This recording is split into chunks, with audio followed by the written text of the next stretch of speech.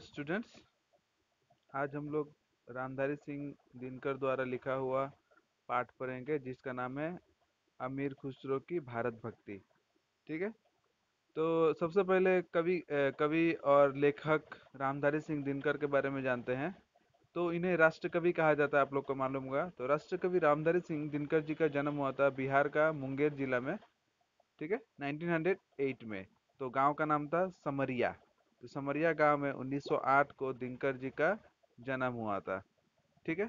तो इनके पिता जो थे वो क्या थे, कृषक थे, खेती करने वाले थे।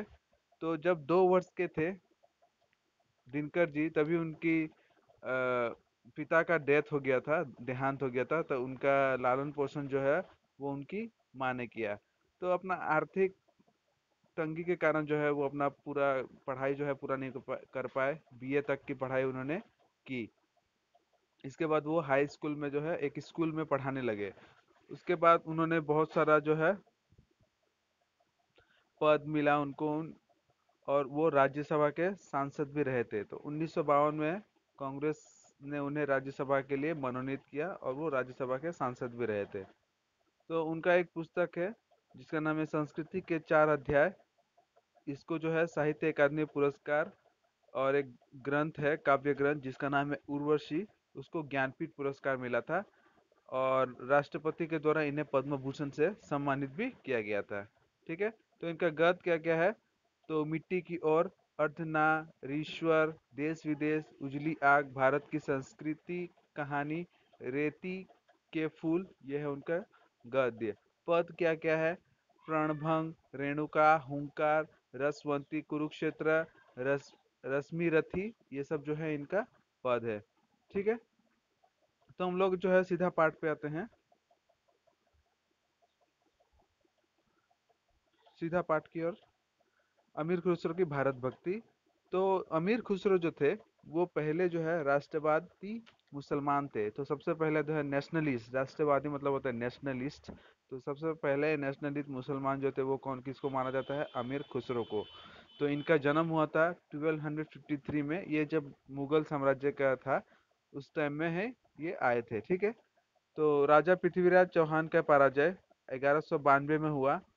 इसके मायने हुए कि भारत पर इस्लामी राज्य आरंभ केवल एक 61 साल बाद ने उस मुसलमान को जन्म दिया जो हिंदुस्तान के सभी राष्ट्रवादी मुसलमानों का अगुवा कहा जा सकता है। तो उस टाइम में जब पृथ्वीराज चौहान का मृत्यु हुआ 1192 से, तो उसका 61 साल के बाद ही जो है अमीर खुसरो का जन्म हुआ। तो यही सबसे पहले जो थे राष्ट्र मुसलमान थे और इनको अगुवा कहा गया, मतलब उनका मसीहा।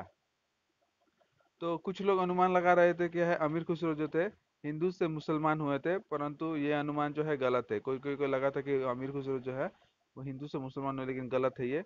वो अमीर अमीर खुसरो जो थे वो जन्म से ही मुसलमान थे। उनके पिता जो है का नाम जो था वो सैफुद्दीन मोहम्मद था, जो सुल्तान नसीरुद्दीन के शासनकाल में जो है थे भारत आए थे।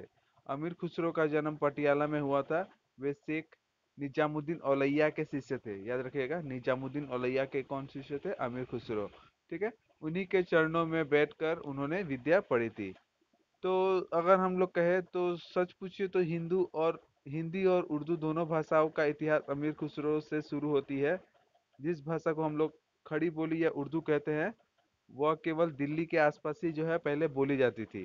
ठीक है। लेकिन अब जो है उस बोली में कविताओं की रचना जो है आप नहीं कर सकते। तो हम लोग जो बात करते हैं उसमें आप कविता जो है नहीं बना सकते हैं। ठीक है। हिंदू कवि उन दिनों अपभ्रंश या डिंगल में लिखते थे अथवा ब्रज भाषा में।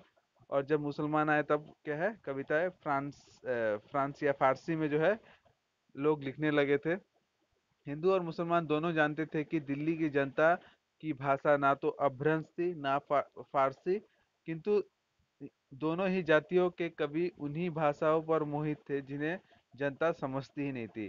तो लोग जो थे दिल्ली का उस आसपास का लोग जो थे ना अपभ्रंश भाषा जानते थे ना फारसी भाषा जानते थे। तो लेकिन जो कवि लोग थे उन लोग अपना ही भाषा में जो है लिखते थे, लेकिन जनता को जो है ये समझ में नहीं आता था। तो अमीर खुसरो जो थे उन्होंने जो है प्रचलित जनभाषा की ओर जो था अपना ध्यान आकर्षित किया। तो अमीर खुसरो ने अपनी सारी कृतियां फारसी में ही लिखी, मगर प्रयोग के तौर पर उन्होंने खड़ी बोली का कुछ जो है मुकरियों और पहेलियों का जो है रचना की।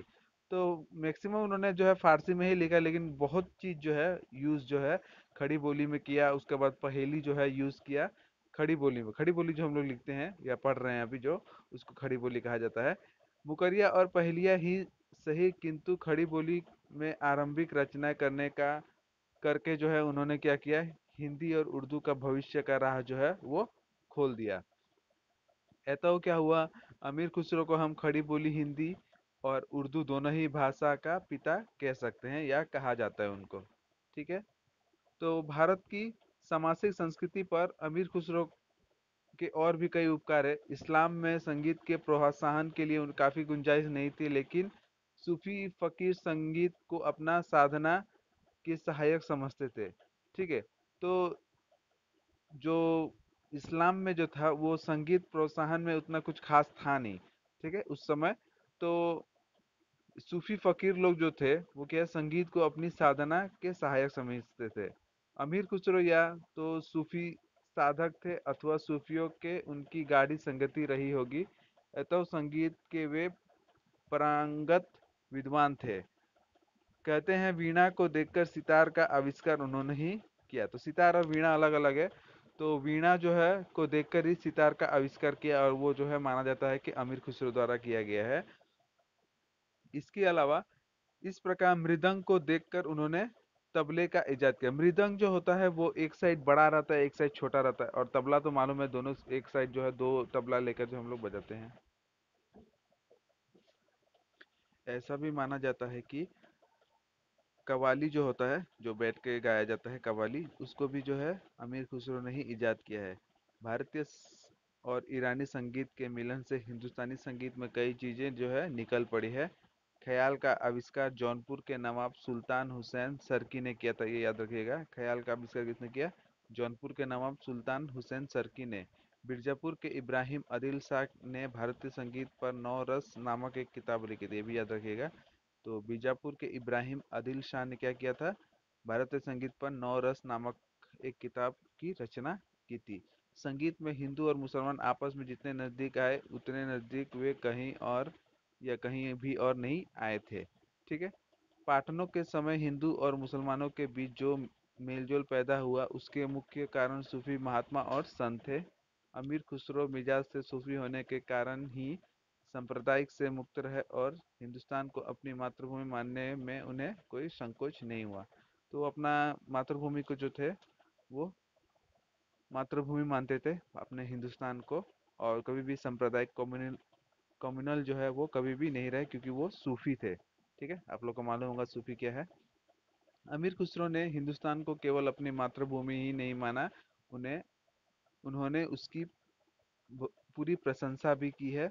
उन्होंने भारत की प्रशंसा में केवल भारत भक्ति के जोश में आकर नहीं लिखी, इसके लिए उन्होंने कई प्रमाण भी दिए हैं। उसके विवरण से केवल अमीर खुसरो की भारत भक्ति ही नहीं टपकती, बल्कि यह भी पता चलता है कि 13वीं शताब्दी में सारी दुनिया के बीच भारतवर्ष का कैसा ऊंचा स्थान रहे। तो हम कह सकते हैं क्या है कि अमीर खुसरो ने क्या किया था, भारत की बहुत प्रशंसा की थी। सिर्फ लिख कर ही नहीं, इसके कई भी प्रमाण भी दिए थे। ठीक है। तो उस क्या क्या प्रमाण दिया था, क्या क्या उन्होंने कहा था, उसको हम नेक्स्ट क्लास में करेंगे। तब तक के लिए thank you. That's caught in the crossfire